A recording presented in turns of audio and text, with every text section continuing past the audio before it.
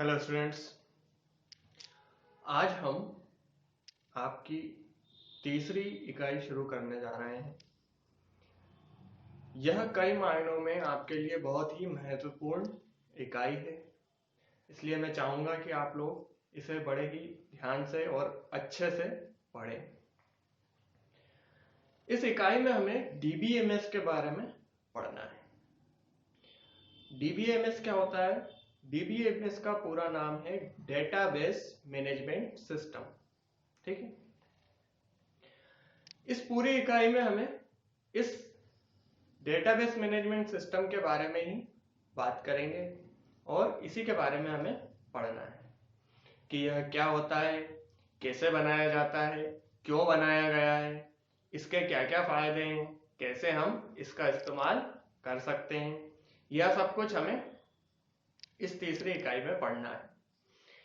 इसे मैं सबसे महत्वपूर्ण इकाई इसलिए कह रहा हूं क्योंकि यह आपके कंप्यूटर विषय से जुड़ी हुई सबसे महत्वपूर्ण टॉपिक्स में से एक टॉपिक है। इसके बिना आप कंप्यूटर में कोई काम नहीं कर सकते। आप एक तरीके से यह मान लीजिए, अगर डीबीएमएस ना हो, अगर आपके पास एक डेटाबेस ना हो, तो आप कंप्यूटर में किसी तरीके का कोई खास काम कर ही नहीं पाएंगे, बल्कि कोई भी काम नहीं कर पाएंगे। कंप्यूटर का अपना एक डेटाबेस भी होता है, ठीक है, लेकिन वो ज्यादा डिटेल में हम चले जाएंगे अगर हम कंप्यूटर के बारे में बात करने लगेंगे। फिलहाल तो हमें अभी यह पढ़ना है कि डीबीएमएस होता क्या है। अभी तक तो हमें यही नहीं मालूम है कि डीबीएमएस क्या है, किसे हम डीबीएमएस कहेंगे। अब इस इकाई को शुरू करने के पहले मैं आपसे दूसरी इकाई के बारे में कुछ बातें करना चाहूंगा। दूसरी इकाई और आपकी जो तीसरी इकाई है डेटाबेस मैनेजमेंट सिस्टम, यह आपस में एक दूसरे से जुड़ी हुई है। अगर आपको एक टेबल बनाना नहीं याद, अगर आपको एक स्प्रेडशीट बनाना नहीं याद है, तो आप डीबीएमएस ठीक से नहीं पढ़ पाएंगे। इसीलिए आज तीसरी इकाई शुरू करते समय मैं यह उम्मीद करता हूं कि आप सभी ने दूसरी इकाई अच्छे से पढ़ ली होगी और आपको एक स्प्रेडशीट में कैसे काम किया जाता है, कैसे एक स्प्रेडशीट बनाई जाती है, यह सब पता है। आपने दूसरी इकाई में स्प्रेडशीट बनाना सीखा। स्प्रेडशीट में हमारे पास 3 अलग अलग शीट्स होती हैं। एक वर्कबुक के अंदर 3 शीट्स होती हैं, टेबल्स होती है। ठीक है, शीट मतलब एक टेबल होती है जिसमें रो और कॉलम होते हैं। रो और कॉलम से मिलकर एक स्प्रेडशीट बनी होती है। इसमें हमें एक्टिव सेल्स होते हैं, दूसरे सेल भी होते हैं जिन्हें हम पैसिव सेल कहते हैं। एक्टिव सेल वह होता है जिस पर हम अभी काम कर रहे हैं या जिसमें हम डेटा टाइप कर रहे हैं। यह तो टेबल की बात हो गई कि एक टेबल है जो रो और कॉलम से मिलकर बनी हुई है, साधारण सी चीज है। अब डेटाबेस मैनेजमेंट सिस्टम में क्या होता है, तो सबसे पहले हम डेटा शब्द का मतलब समझते हैं कि डेटाबेस में ये डेटा क्या है। डेटा का मतलब है कोई भी जानकारी, कोई भी इंफॉर्मेशन जो आपके पास है। अब इंफॉर्मेशन कैसी हो गई, जैसे कि आपका नाम, आप कहाँ रहते हैं, आपका पता, आपका मोबाइल नंबर क्या है, यह सब कुछ क्या है, यह जानकारियां हैं जो आपसे जुड़ी हुई हैं।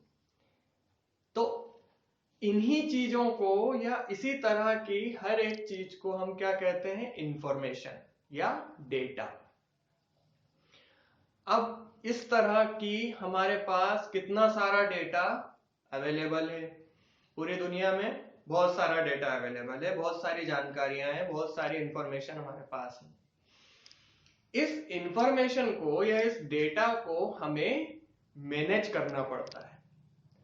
मैनेज कैसे करना पड़ता है कि हम क्या चाहते हैं कि हम इसे एक बेहतर तरीके से स्टोर करके रखें, ठीक है, ताकि हम आगे जाकर इसे इस्तेमाल कर सकें। आप देखते होंगे जब आपके स्कूल में आप जाते हैं तो आप हर क्लास में आपको प्रेजेंट देनी पड़ती है ना, आपकी अटेंडेंस होती है हर क्लास में। तो एक अटेंडेंस रजिस्टर मेंटेन किया जाता है, एक अटेंडेंस रजिस्टर बनाया जाता है। इसके बाद साल के अंत में हम उस अटेंडेंस रजिस्टर के हिसाब से यह पता कर सकते हैं कि कौन सा बच्चा कितने दिनों तक स्कूल में आया, कौन सा बच्चा किस दिन स्कूल में नहीं आया। यह सब कुछ हम उस रजिस्टर से आसानी से पता कर सकते हैं। क्यों? क्योंकि हमने हर एक दिन की जानकारी उस रजिस्टर में लिखकर रखी हुई है। तो वह रजिस्टर क्या हो गया? वह रजिस्टर एक तरीके का डेटाबेस हो गया। कैसा डेटाबेस है? वह आप बच्चों के अटेंडेंस का डेटाबेस है, जिसके द्वारा हम यह पता कर सकते हैं कि कौन सा बच्चा कब आया, कितने दिन आया, कौन से दिन नहीं आया। ठीक है, यह सब कुछ हम उस रजिस्टर से बहुत ही आसानी से पता कर सकते हैं। तो अपने आने वाले समय में हम जानकारियों का या इस डेटा का बेहतर तरीके से उपयोग कर पाए, इसीलिए हम क्या चाहते हैं कि हम इस डेटा को बेहतर तरीके से स्टोर करके रखना चाहते हैं। भाई हमने अटेंडेंस रजिस्टर क्यों बनाया? ताकि जब साल के अंत में हमें यह लिखना होगा कि भाई कौन सा बच्चा पूरे साल में कितने दिन आया, कितने दिन क्लास लगी, तो यह सब हम आसानी से उस रजिस्टर से पता कर सकते हैं। इसीलिए वह रजिस्टर मेंटेन किया जाता है, वह रजिस्टर इसीलिए बनाया जाता है। इसी तरीके से एक रजिस्टर आपके टीचर्स का भी बनता है कि कौन से टीचर कितने दिन आए, किस दिन नहीं आए, कौन से टीचर ने किस दिन छुट्टी ली थी। यह सब रिकॉर्ड टीचर्स का भी मेंटेन होता है। ठीक है, तो वह एक अलग रजिस्टर बनता है। ऐसे अलग अलग रजिस्टर्स आपके बनते हैं। यह रजिस्टर्स क्या कहलाएंगे? यह रजिस्टर्स कहलाएंगे एक तरीके का डेटाबेस। ठीक है, क्या कहलाएंगे? डेटाबेस। डेटाबेस क्यों कह रहे हैं? क्योंकि इनमें हमने डेटा को स्टोर करके रखा है, लिख के रखा है। ठीक है ना, तो यह हो गए हमारे डेटाबेस। इसी तरीके से अगर हम एक कंप्यूटर के अंदर अलग अलग टेबल्स बनाकर डेटा को स्टोर करके रखते हैं, जैसे कि आपने दूसरी इकाई में देखा था कि हम पूरा रिजल्ट स्प्रेडशीट में बना सकते हैं। अब मान लीजिए आपको हमने रिजल्ट बनाकर रख लिया, हमें भविष्य में कभी भी जरूरत पड़ी तो हम उस स्प्रेडशीट को ओपन करके आपके रिजल्ट में से हर वो चीज देख सकते हैं जो हम देखना चाहते हैं। जैसे कि आपके कितने परसेंट बने थे, किस विषय में आपको डिस्टिंक्शन आई थी, किस विषय में आपको सप्लीमेंट्री आई थी। यह सब कुछ हम उस रिजल्ट में से देख सकते हैं। जब भी हमें जरूरत पड़ेगी हम उसका इस्तेमाल कर सकते हैं। तो यह क्या हो गया? एक तरीके का डेटाबेस। यहां पर एक बात आप समझ गए होंगे कि हम डेटाबेस बनाने के लिए स्प्रेडशीट या वर्कबुक का ही इस्तेमाल करते हैं। कुल मिलाकर साधारण शब्दों में यह कहा जा सकता है कि एक डेटाबेस बनाने के लिए हम एक टेबल का इस्तेमाल करते हैं। एक टेबल के रूप में हम हर एक डेटा को सेव करके रखते हैं। ठीक है, अब डीबीएमएस, ठीक है, यह तो हो गया डेटाबेस। अब मैनेजमेंट सिस्टम क्या होता है? भाई आपके पास अलग अलग डेटाबेस हैं, कई सारे अलग अलग डेटाबेस हैं।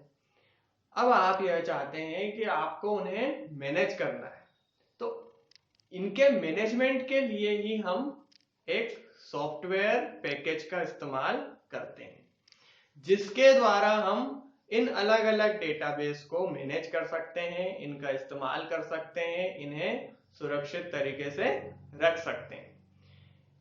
उस सॉफ्टवेयर पैकेज को हम डीबीएमएस कह सकते हैं। क्या कह सकते हैं? कि सॉफ्टवेयर पैकेज है एक, जिसके द्वारा हम डेटाबेस पर काम कर सकते हैं, एक डेटाबेस बना सकते हैं, उसको मैनेज कर सकते हैं, उसको भविष्य के लिए सेव करके रख सकते हैं और उसमें एडिट भी कर सकते हैं। तो यह सब क्या है? यह सब कुछ हमारे डीबीएमएस के अंदर आता है। हमारे पास अलग अलग प्रकार के डेटाबेस मैनेजमेंट सिस्टम मौजूद हैं। जैसे कि एक उदाहरण मैं आपको दूंगा माइक्रोसॉफ्ट एक्सेस का। ठीक है, माइक्रोसॉफ्ट ऑफिस में आप पहले माइक्रोसॉफ्ट वर्ड पढ़ चुके हैं, पावर पॉइंट प्रेजेंटेशन पढ़ चुके हैं और एक्सेल शीट या स्प्रेडशीट भी पढ़ चुके हैं। अब एक नया टूल आपके सामने आया है, माइक्रोसॉफ्ट एक्सेस। इसका इस्तेमाल क्यों किया जाता है? इसका इस्तेमाल एक डेटाबेस बनाने के लिए और उसे मैनेज करने के लिए किया जाता है। जैसा कि हमने पहले पढ़ रखा है कि हमारे पास अलग अलग सॉफ्टवेयर्स हैं, जैसे कि लिब्रा ऑफिस है, ओपन ऑफिस है और माइक्रोसॉफ्ट ऑफिस है। इसी प्रकार से डेटाबेस बनाने के लिए और डेटाबेस को मैनेज करने के लिए भी हमारे पास अलग अलग ऑफिस मौजूद हैं। हम ओपन ऑफिस के द्वारा भी डेटाबेस को बना सकते हैं और मैनेज कर सकते हैं, या फिर लिब्रा ऑफिस में भी यह काम किया जा सकता है। अब जब हम प्रैक्टिकल वीडियोस बनाएंगे तो उसमें हम ओपन ऑफिस के बारे में भी पढ़ेंगे और माइक्रोसॉफ्ट एक्सेस के बारे में भी पढ़ते जाएंगे। ठीक है, अब यह तो बात हुई आपकी कि डीबीएमएस क्या है। डीबीएमएस में हम डेटाबेस बनाते हैं, डेटाबेस को स्टोर करके रखते हैं और उसका इस्तेमाल करते हैं आगे भविष्य में। किसी भी जरूरत में हमें जब किसी डेटाबेस की रिक्वायरमेंट होती है तो हम उसका इस्तेमाल कर सकते हैं। लेकिन यह काम तो हम स्प्रेडशीट में भी कर रहे थे भाई, वहां पे भी तो हमने अलग अलग टेबल्स बना के देखी थी और मैंने आपको बताया भी था कि आप एक टेबल में कई सारी एंट्रीज कर सकते हैं या हम एक टेबल से दूसरी टेबल को लिंक कर सकते हैं, एक स्प्रेडशीट से दूसरी स्प्रेडशीट को लिंक कर सकते हैं। तो यह तो काम हम स्प्रेडशीट में भी कर सकते थे, फिर यह अलग से हमें डीबीएमएस की जरूरत क्यों है? तो यहां पर मैं आपको बता दूं कि जो काम हम वहां पर कर रहे थे स्प्रेडशीट में, वही काम हम अब डीबीएमएस में कर रहे हैं। या आप यह कह सकते हैं कि उस समय भी आप एक डीबीएमएस पर ही काम कर रहे थे या आप एक डेटाबेस ही बना रहे थे। ठीक है, डेटाबेस का साधारण मतलब क्या हुआ कि एक टेबल में डेटा को स्टोर करके रखना। यही काम हम वहां कर रहे थे और यही काम हम डीबीएमएस में भी कर रहे हैं।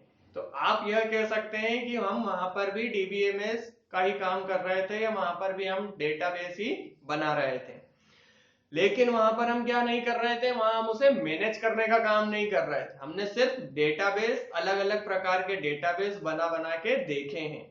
जैसे हमने एक रिजल्ट वाली शीट बनाई थी, फिर हमने एक शॉपिंग वाली शीट बनाई थी, एक हमने अलग अलग नंबर्स की शीट बनाई थी। ठीक है, तो वह हमने अलग अलग डेटाबेस बनाए थे जिनमें हमने डेटा लिखा हुआ था या डेटा को स्टोर किया हुआ था। लेकिन उस डेटा को हम मैनेज कैसे करेंगे, कैसे हम भविष्य में उसका इस्तेमाल करेंगे, यह सब कुछ हमने वहां पर नहीं पढ़ा। वह सब कुछ हम तीसरी यूनिट में पढ़ेंगे। अब जब हम तीसरी यूनिट पे आ रहे हैं तब मैं आपको यह बता देना चाहूंगा कि कुछ चीजें जो आप दूसरी इकाई में पढ़ चुके हैं वहां पर उनका मतलब अब यहां पर बदल जाएगा। तो थोड़ा सा कंफ्यूज मत होइएगा, इसके बारे में हम अगले वीडियो में बात करेंगे कि कौन कौन से ऐसे शब्द हैं जिनका मतलब अब यहाँ पर तीसरी इकाई में चेंज हो जाएगा या हम उन्हें अलग नाम से बुलाएंगे। फिलहाल हम बात करते हैं कि हमारे पास कितने तरीके के डेटाबेस मौजूद हैं या कितने तरीके की डीबीएमएस फाइल्स होती हैं। तो हमारे पास दो तरीके के फाइल होते हैं। पहली है फ्लैट फाइल और दूसरी है रिलेशनल। ठीक है, फ्लैट फाइल क्या होती है और रिलेशनल फाइल क्या होती है, इसके बारे में बात करते हैं। तो फ्लैट फाइल में एक सिंगल शीट होती है, एक सिंगल टेबल बनती है। उस सिंगल टेबल में ही सारा डेटा हम स्टोर करके रखते हैं। आपने देखा है स्प्रेडशीट में हमने बनाया भी है कई सारी, एक सिंगल फाइल हमने बनाई है, एक सिंगल टेबल में हमने डेटा एंट्री की है शुरुआत में। लेकिन रिलेशनल में क्या होता है, रिलेशनल फाइल में एक से अधिक फाइल हो सकती हैं। तो यह भी हमने देखा है जब हमने एक टेबल से दूसरी टेबल को या एक स्प्रेडशीट से दूसरी स्प्रेडशीट को लिंक किया था, वहां पर हम अलग अलग स्प्रेडशीट्स पर काम कर रहे थे, ठीक है ना। मतलब हमने उन दोनों के बीच में एक संबंध स्थापित कर दिया था। तो यह क्या हुआ, यह किस तरह का डेटाबेस हुआ, यह रिलेशनल डेटाबेस हुआ। और जिस जगह पर सिर्फ एक ही फाइल का इस्तेमाल किया जा रहा हो वह क्या होगा, flat file database management system कहलाएगा। तो यह दो तरीके की अलग अलग डेटाबेस मैनेजमेंट सिस्टम हमारे पास होते हैं। अब एक चीज और है कि डेटाबेस मैनेजमेंट सिस्टम सर्वर क्या होता है, ठीक है, या डेटाबेस सर्वर क्या होता है, इसके बारे में हम एक अलग वीडियो बनाएंगे और इस पर विस्तार से चर्चा करेंगे। फिलहाल हमने इस वीडियो में यह देखा है कि डेटाबेस क्या है और डेटाबेस मैनेजमेंट सिस्टम क्यों इस्तेमाल किया जाता है, कौन कौन से डेटाबेस मैनेजमेंट सिस्टम हमारे पास मौजूद हैं और कैसे हम उनका इस्तेमाल कर सकते हैं। चलिए अब हम नेक्स्ट वीडियो में मिलते हैं, तब तक के लिए अपना ध्यान रखिए।